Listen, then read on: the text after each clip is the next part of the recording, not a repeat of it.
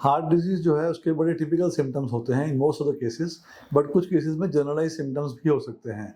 Basically जब हम heart की बात सोचते हैं, ब्लॉकेज की बात सोचते हैं, तो हमारे दिमाग में एंजाइना आता है और एंजाइना का मतलब हम चेस्ट पेन लेते हैं।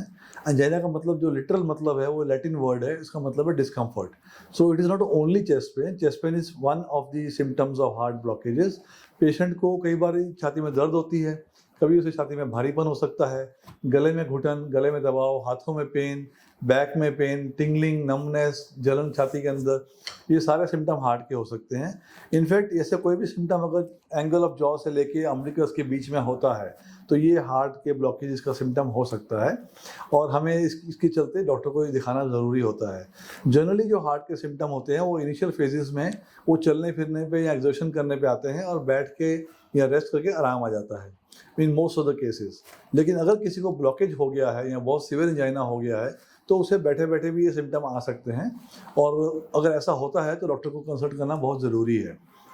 हार्ट के जो सिम्पटम है अपार्ट फ्रॉम एंजाइना, किसी पेशेंट को हो सकता है साथ में सांस फूलना शुरू हो जाए, किसी को हो सकता है कि पेन के साथ पसीना आना शुरू हो जाए, किसी को पेन के साथ चक्कर आने शुरू हो जाए, घबराहट शुरू हो जाए, नौसिया हो सकता है, वॉमिटिंग हो सकता है। तो ये सारे एसोसिएटेड सिम्पटम्स हो सकते हैं। इनमें से कुछ भी अगर होता है अलॉन्ग विथ चेस्ट पेन और घबराहट और भारीपन कुछ भी, तो we should take it as a symptom of heart disease. यहाँ मैं बताना चाहूँगा कि एक वैरायटी ये भी होती है जिसको हम कहते हैं साइलेंट एंजाइना।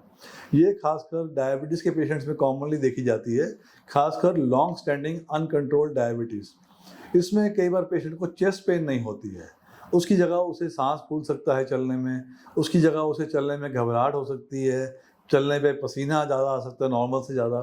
तो इसे हम साइलेंट एंजाइना कहते हैं और ये इसके चलते भी हमें डॉक्टर को कंसल्ट करना बहुत ज़रूरी है।